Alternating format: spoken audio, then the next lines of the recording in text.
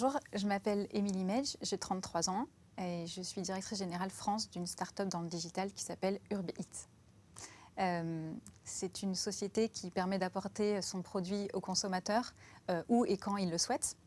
C'est du commerce, bien sûr, du commerce digital. Le commerce, ça a toujours été quelque chose que j'ai aimé. Je crois que, voilà, aussi loin que je me souvienne, ça reste quelque chose qui, même dans mes jeux d'enfant, était présent. Je cherchais plus à vendre mes vêtements à mes poupées qu'à les habiller avec. C'est pour ça qu'après un cursus classique, lycée, bac éco, j'ai décidé de faire une école de commerce. Donc, quand on ne sait pas trop ce qu'on veut faire, c'est un peu vers l'école de commerce qu'on nous pousse, parce que c'est extrêmement généraliste. On nous dit qu'on peut faire plein de choses après. Et difficile de rentrer dans le milieu du travail après une école de commerce parce qu'on est tellement nombreux. Et c'est pour ça que j'ai essayé de rentrer dans le milieu du luxe par la porte d'entrée qui me paraissait la plus facile, c'était le milieu des attachés de presse. Donc je suis rentrée comme ça dans ce milieu-là. J'ai fait presque 5 ans d'attachée de presse dans des maisons de luxe. On apprend beaucoup dans des maisons de luxe. Du coup, on apprend aussi à être personne. C'est extrêmement difficile de se faire un petit prénom. Mais je ne regrette pas d'être passée par là parce que c'est vrai que dans un CV, les maisons de luxe apportent aussi une reconnaissance. Puis après ça, j'ai travaillé dans une start-up aussi, une distribution de vêtements pour enfants, du wholesale, ce qu'on appelle du wholesale, c'est-à-dire un métier de grossiste. On distribuait 17 marques pour enfants. J'y suis restée 7 ans. Et puis, après ça, j'ai eu la chance de travailler au Printemps, le grand magasin. C'est un rêve de petite fille qui se réalise, surtout quand on a toujours aimé le commerce. C'est la plus ancienne école, probablement, 150 ans d'histoire. Et j'ai eu la chance de rentrer au Printemps l'année de ces 150 ans. Donc j'ai pu participer à tout le mouvement humain qu'il y a eu autour de ces 150 ans du Printemps. Et j'étais en charge au sein de la direction des achats de toute la responsabilité commerciale du Printemps de l'Homme. Voilà, le Printemps a déménagé son grand magasin historique sur le boulevard Haussmann et j'ai eu la chance de participer à ce projet. Je suis restée 2 ans et demi, presque 3 ans au Printemps. Ce qui est difficile, c'est qu'on voit souvent l'envers du décor, c'est-à-dire que quand on travaille au Printemps, on a forcément l'impression, surtout quand on est aux achats, que c'est extrêmement rose et glamour de travailler à la direction des achats. Et ça l'est, c'est vrai. Et c'est aussi extrêmement difficile parce que forcément, il y a beaucoup de personnes qui souhaitent travailler là-bas, donc il faut travailler beaucoup. J'ai adoré cette expérience. Le Printemps est une société, même si elle n'est absolument pas à taille humaine, reste avec une force de l'humain, une entraide entre les équipes très très importante. Je crois que c'est assez rare. Maintenant, c'est difficile parce qu'il faut beaucoup travailler. Mais quel apprentissage et quelle école. Responsable commercial au sein des achats, c'est en gros négocier avec des marques des emplacements, négocier une marge avec ces marques et surtout faire en sorte que leur architecture dans le nouveau projet, par exemple, soit en adéquation avec l'image de la marque et aussi avec l'image que le printemps veut donner. C'est donc représenter un portefeuille de 180 marques qui sont dans le bâtiment, en tout cas ce qui concerne l'homme. Et ça reste une expérience absolument extraordinaire, avec surtout des rencontres incroyables et beaucoup d'entraide dans les équipes. Une maison difficile parce que exigeante, qui nécessite, voilà, comme je disais tout à l'heure, de travailler beaucoup, mais beaucoup de bienveillance. C'est pas facile de négocier avec des marques parce que forcément on cherche à défendre l'intérêt du grand magasin et en même temps la marque cherche à défendre ses intérêts, mais c'est souvent fait quand même dans un intérêt de win-win commun, donc une bonne représentation de la marque et un chiffre d'affaires conséquent pour la marque et pour le Printemps. Mais ça reste toujours... c'est fait quand même avec beaucoup de bienveillance, malgré ce qu'on peut penser. Après ces 3 ans au Printemps, j'ai été contactée par un cabinet de recrutement spécialisé dans le digital qui cherchait quelqu'un avec une spécialité sur le retail, donc sur clairement les magasins et sur les marques. J'ai passé 8 entretiens, 7 ou 8 entretiens, et j'ai été prise pour ce poste. Concrètement, ce qui change beaucoup, c'est d'appréhender un nouveau type de management, un management des pays nordiques, qui n'a rien à voir avec le management à la française ou celui que j'ai pu connaître dans la start-up dans laquelle je travaillais avant, dans lequel il y avait beaucoup d'Italiens. Donc c'est vrai que là, il y a un vrai choc des cultures. Le management des Suédois est absolument pas dans la valorisation. Si on fait bien son travail, c'est normal. Donc du coup, on ne félicite pas quelqu'un qui fait bien son travail. On part du principe que c'est normal, alors qu'en France ou en Italie, c'est plus... on va valoriser la personne sur ses résultats, on va dire c'est exceptionnel, bravo. Les Suédois, pas du tout. Donc au début, c'est assez perturbant, parce qu'on se dit, mais je suis pas bonne, ou c'est pas ce qu'ils attendent de moi, ou je sais pas. Et en fait, pas du tout, ou en tout cas pas forcément. C'est juste une façon totalement différente de manager. Ils sont absolument pas dans le contrôle. Ils partent du principe que si vous êtes là, c'est parce que vous savez le faire. Donc c'est un peu déstabilisant quand on a l'habitude de travailler sur un management plutôt émotionnel, ou en tout cas plus, on va dire plus, plus sur la sensibilité. Donc c'est plus froid et en même temps c'est plus professionnel quelque part. Donc ça, on va dire que c'est un vrai apprentissage de comment rendre des comptes à un board avec des actionnaires qui sont suédois et qui ont des attentes totalement différentes que peuvent avoir des actionnaires en France, par exemple. De passer directement à un poste de direction générale, c'était ambitieux, c'était risqué. Je ne regrette pas, parce que je pense qu'on apprend aussi en essayant. J'avais déjà fait beaucoup de management dans la start-up dans laquelle j'étais avant le printemps. Donc, j'ai retrouvé mes bases managériales. En tout cas, j'ai essayé. Je dirais que le plus difficile, c'est probablement à l'extérieur, quand on se présente. Parce que du coup, quand on a ce titre-là, forcément, on est censé répondre à toutes les questions, être capable de tout assurer, tout assumer, tout porter. Et presque sans avoir le droit de se tromper. Alors que finalement, même tout en haut, on peut se tromper. En tout cas, ce qui est intéressant surtout, c'est d'être au démarrage d'une histoire et au démarrage d'un projet, puisque ça permet de pouvoir constituer sa propre équipe.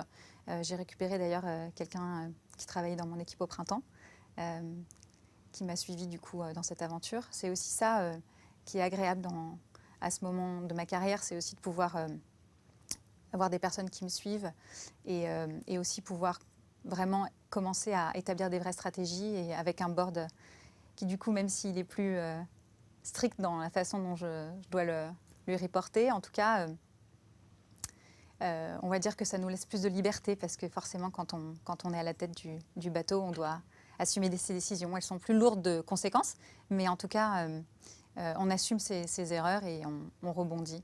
C'est vrai que dans les grands groupes, la problématique, c'est qu'au moment où on prend une décision et potentiellement au moment où on commence à travailler dessus, il peut se passer des semaines. Il faut faire valider par plein de services, plein de personnes, et c'est souvent normal avec la taille de l'entreprise. Le gros avantage d'une start-up, et particulièrement dans le digital, c'est que la décision elle est prise à 8 h le matin et à 8 h 30, on commence à plancher. Et c'est vrai que cette immédiateté, c'est aussi très fatigant, très stressant, parce qu'on est constamment sur le pont. Et en même temps, c'est génial de pouvoir aller vite dans la recherche du résultat. Et c'est aussi ce qui m'a plu chez Urbit. C'est ce qui me manquait de ce que j'avais connu dans la start-up dans laquelle je travaillais avant. C'est cette rapidité d'action voilà, dans la prise de décision. Et Urbit aujourd'hui est une start-up qui se développe très vite. On a déjà 150 Urbers. Les Urbers, ce sont nos livreurs. On n'aime pas le mot livreur, on les appelle les Urbers. Donc on ne livre pas, on urbe. Et du coup, c'est vrai que d'avoir à recruter aussi des jeunes auto-entrepreneurs et de participer à leur mise, enfin à leur rentrée dans la vie active, c'est une vraie responsabilité dont je me sens voilà, pleinement engagée. Je pense que c'est très important de faire attention à l'éthique et aussi à la déontologie professionnelle pour ces étudiants. C'est pour ça que notre recrutement est fait de manière extrêmement humaine. On On prend 25% des postulants pour des raisons simples, c'est qu'on ne prend que des personnes qui sont non actives, donc soit étudiantes, soit personnes retraitées, parce qu'on ne veut absolument pas que ce soit un travail, un vrai job. Ça doit être uniquement un job d'appoint pour pouvoir arrondir ses fins de mois quand on est étudiant. On sait à quel point c'est difficile à Paris de trouver un job d'appoint. L'avantage d'Urbit, c'est qu'il offre ça aux étudiants, cette possibilité d'être complètement flexible. On a une application sur son téléphone, on reçoit une notification, il y a une commande à prendre à tel endroit, il faut la porter à tel autre endroit. On peut le faire en métro et en bus, puisqu'on n'utilise ni scooter ni moto. On récupère la commande et on la porte. On n'a pas besoin d'être logoté ou habillé avec le... Nous, on n'a pas de logo. On est habillé comme vous et moi pour pouvoir prendre la course à n'importe quel moment. Et surtout que ce soit sur son trajet. C'est pour ça aussi qu'on a des personnes retraitées qui peuvent prendre la course parce que juste elles vont voir sur leur application mobile que c'est dans l'endroit, enfin en tout cas c'est dans la direction de là où elles comptaient se diriger. Et c'est ça qui, à mon avis, fera le succès de cette start-up. Et c'est pour ça que j'y crois, mais à 200 000%, c'est que je crois intimement que le job d'appoint est nécessaire pour les non-actifs, que ce soit, voilà, c'est une évidence. Les étudiants ont du mal à se loger et ça fait vraiment partie des forces d'Urbit. On paye 14 € la course, donc ça fait 10 € net pour eux dans leur poche. Ils font 10 courses dans la semaine, c'est 100 € la semaine. Et ils en font, du coup, s'ils en font 10 dans la semaine, ça fait 400 € en moyenne par mois. C'est énorme. Donc, on a de vrais témoignages d'étudiants qui, aujourd'hui, ont besoin de ce job d'appoint pour les aider. Et moi, je suis très contente que ça se fasse sur ces conditions-là, c'est-à-dire pas de vélo, pas de moto, pas de danger, du coup, mais uniquement prendre le métro avec un paquet et l'apporter avec le sourire. C'est aussi pour ça que c'est une force. Le fait de ne pas être en vélo, par exemple, nous permet d'avoir 50% de nos Urbers qui sont des femmes, 50% de Urbeuses. C'est très important pour moi, surtout en tant que femme dirigeante, bien sûr. Et je pense que c'est important aussi voilà, que ça puisse être accessible à tous. Ça permet aussi le fait d'être à pied permet l'intégrité du produit aussi, parce qu'on sait qu'il y a beaucoup de casses et de pertes quand c'est transporté avec des scooters ou des vélos, peu importe. Nous, le fait d'être à pied, l'avantage, c'est qu'on prend moins de risques sur l'intégrité du produit. Donc, on ne le casse pas, on ne l'abîme pas. Ça nous permet de toucher à des catégories de produits plus haut de gamme. Je pense que Urbit a pour vocation, bien entendu, de gagner de l'argent, c'est un fait, mais dans le long terme. C'est-à-dire qu'on pense et on croit sincèrement en l'éthique professionnelle dans le long terme pour durer. C'est-à-dire que si nos Urbers sont contents et heureux de travailler avec nous, on en aura d'autres et de plus en plus. Et si on rogne notre marge à nous pour pouvoir leur offrir à eux d'être mieux, on y gagnera dans le long terme. Pourquoi d'autres ne le font pas de la même manière, je sais pas. Je pense qu'il y a quand même, malgré tout, même si je suis française, la société est suédoise et je pense qu'il y a une éthique. Ils sont probablement un peu en avance sur le côté éco-responsable ou socio-responsable. Probablement que nous, Français, on a des choses à apprendre d'eux. C'est vrai que diriger une grosse équipe comme celle qu'Urbit est en train de devenir, il y a 6 mois, on était 7, aujourd'hui on est 18. C'est aussi ça, une start-up, c'est grossir très vite. Le plus dur, c'est probablement pas de gérer le lancement. Je pense que c'est plutôt de gérer la croissance. C'est difficile parce qu'il faut être extrêmement présent pour son équipe. La start-up demande un management de proximité. On n'est absolument pas dans des strates et des niveaux. C'est un management vraiment très proche, très, comment dire, presque matriarcal. Je ne sais pas si c'est le bon mot, mais en tout cas, je pense que ce qui est important en start-up, c'est cette relation humaine que recherchent les personnes qui viennent y travailler.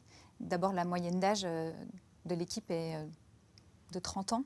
Il y a beaucoup de personnes qui sortent d'école ou qui ont juste eu une expérience, un stage. Voilà. Donc, ils ont aussi beaucoup d'ambition dans le bien-être au travail. Et c'est vrai que c'est important pour moi, en tout cas, de leur laisser une image souvent de leur première expérience comme étant une déontologie peut-être que moi, je n'ai pas toujours connue. Et surtout leur donner envie de travailler dans de bonnes conditions parce qu'en fait, on peut travailler beaucoup et très bien en se respectant les uns les autres et en étant proches et très soudés. Le fait d'être jeune et dynamique, comme souvent la définition de la start-up le dit, ça permet aussi de pouvoir partager les compétences et de se rapprocher. Je pense qu'il y a beaucoup d'humanité par rapport à d'autres maisons que j'ai pu connaître. L'avantage de la start-up, c'est qu'il n'y a pas de mur entre les services, il n'y a pas de mur. Tout le monde est en open space et finalement, c'est tout le monde pour un seul et même projet. Et il y a beaucoup de respect et beaucoup de partage entre les personnes. Ça, je pense que c'est une grosse force de la start-up et c'est pour ça que ça avance très vite. C'est aussi parce que l'humain est extrêmement engagé dans ce type de structure.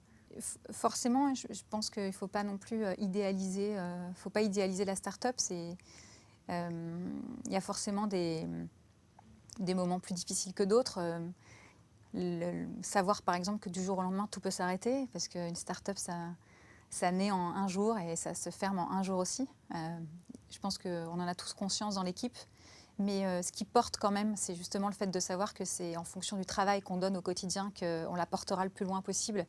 Et c'est incroyable de voir la force de l'humain face à un projet. C'est-à-dire que du coup, on devient totalement, comment dire, porté par l'ambition du projet. Alors oui, il y a forcément des désaccords, oui, on doit trouver parfois des façons de communiquer, voilà. Mais je dirais que ça se fait de manière très fluide et extrêmement simple quand tout simplement on se réunit autour d'une table et que l'intégralité de la boîte peut se retrouver autour d'une table en 10 minutes. Ça facilite beaucoup les échanges et qui dit communication dit souvent régler les problèmes. Je ne sais plus qui disait que la communication, ce n'était pas ce qu'on disait, mais ce que l'autre comprenait.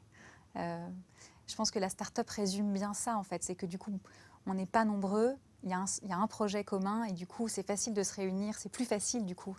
À la décharge des gros groupes, c'est tellement plus dur de réunir toutes les personnes concernées dans un gros groupe. L'avantage de la start-up, c'est que voilà, on décide de se réunir, on se réunit tous, on prend une décision et on y va. Alors, il faudrait laisser probablement parler l'équipe à ma place, mais je crois que je suis assez stricte. Disons que je suis exigeante, je suis extrêmement exigeante avec moi-même. Je travaille beaucoup, donc du coup, je dois être exigeante avec l'équipe. Mais je crois sincèrement qu'on respecte un manager quand il travaille énormément, on le respecte d'autant plus. Et quand on demande à son équipe de travailler, il faut soi-même travailler beaucoup. C'est sûr que de ne pas connaître le métier de quelqu'un que l'on manage, ça ne peut pas marcher. Je crois intimement qu'il faut savoir mettre les mains dedans, vulgairement parlant, pour être respecté de son équipe. Donc j'essaye d'être le plus juste possible. Je fais des erreurs, comme tout le monde. Mais en tout cas, ils savent qu'ils peuvent compter sur moi et que je suis toujours disponible pour répondre à un problème ou à une question. Donc oui, c'est dur. Maintenant, j'ai beaucoup de chance. J'ai une équipe assez incroyable. Et c'est eux qui portent les résultats. Et moi, je suis juste un chef d'orchestre, mais la musique, c'est eux qui la font. C'est pas moi. Si la boîte marche aussi bien, c'est pas grâce à moi. La seule chose que j'espère, c'est qu'en tout cas, s'ils sont heureux de faire partie de ce projet, la seule chose, c'est qu'ils me le montrent. Donc, du coup, ça ce serait ma motivation à moi. C'est de voir qu'ils prennent du plaisir autant que moi j'en prends. Et surtout de pouvoir donner du sens. C'est ce qui m'a manqué dans d'autres maisons dans lesquelles j'ai travaillé. Donner du sens. Là, du coup, on se bat pour, bien sûr, du retail, c'est du commerce. Et la finalité, c'est bien entendu une rentabilité. C'est une évidence. Mais on peut le faire de manière déontologique. On peut le faire de manière humaine et on peut le faire de manière éco-responsable, sans polluer ou sans maltraiter nos herbeurs. J'y crois profondément. Le management, c'est pas inné. Non. Je pense que d'abord, rien n'est inné. Je pense qu'il y a toujours il y a 3 facteurs. Il y a probablement de la chance, parce qu'il en faut. Il faut rencontrer les bonnes personnes au bon moment. J'en ai eu un petit peu. Il y a aussi énormément de travail. Et la dernière chose, c'est probablement beaucoup d'empathie. Parce qu'un bon manager, c'est celui qui est capable de se mettre à la place de celui qui manage. Et je pense que ça n'a pas été toujours le cas pour moi. Alors, j'ai d'autant plus envie de passer du temps avec mes équipes pour les écouter et pour les faire grandir. Non, le management, c'est pas inné. Il faut aimer les autres, faut aimer l'humain, c'est certain. C'est certain. Le monde du travail aujourd'hui, c'est certain, est est beaucoup plus volatile qu'il l'était, ça je le pense. Et particulièrement du coup dans l'activité dans laquelle moi j'évolue, c'est-à-dire clairement le retail pardon, et maintenant le digital. Bien sûr, je pourrais être amenée à faire d'autres choses. Oui, il y a un vrai changement dans les mœurs. On change beaucoup plus rapidement d'ambition, et c'est vrai. Mais là, c'est un peu particulier parce que c'est un vrai démarrage de projet, donc j'espère rester le plus longtemps possible. En tout cas, tant que je suis là, c'est que ça marche, on va dire. C'est vrai que bien sûr, le fait d'être dans une start-up, il y a une recherche de résultats qui est rapide, qui est nécessaire. Donc potentiellement, oui, c'est possible que on me change et qu'on se dise, bah voilà, c'est plus Émilie demain, c'est quelqu'un d'autre. Est-ce que ça m'angoisse? Ça me motive, oui. Ça m'angoisse? Non. Je pense qu'il n'y a jamais de personne parfaite pour un poste. On fait juste du mieux qu'on peut. Maintenant, si s'ils étaient amenés à me changer, ils auraient certainement de bonnes raisons. Je préfère me dire que je ne veux pas vivre dans ce côté anxieux là-dessus, parce que oui, ça peut arriver, mais ça peut arriver finalement sur n'importe quel métier. Personne n'est irremplaçable. J'ai envie d'évoluer, c'est certain. J'ai toujours eu envie d'évoluer, c'est vrai. J'assume. Mais je dirais que, en tout cas, là, aujourd'hui, j'ai vraiment trouvé à donner du sens et pas uniquement à travailler ou travailler pour progresser ou pour évoluer. Là, de donner du sens éthiquement parlant à mon job, après avoir bossé presque 15 ans dans la mode, je suis assez bien. Je suis bien. Maintenant, oui, j'espère grandir, mais j'espère grandir... comment dire?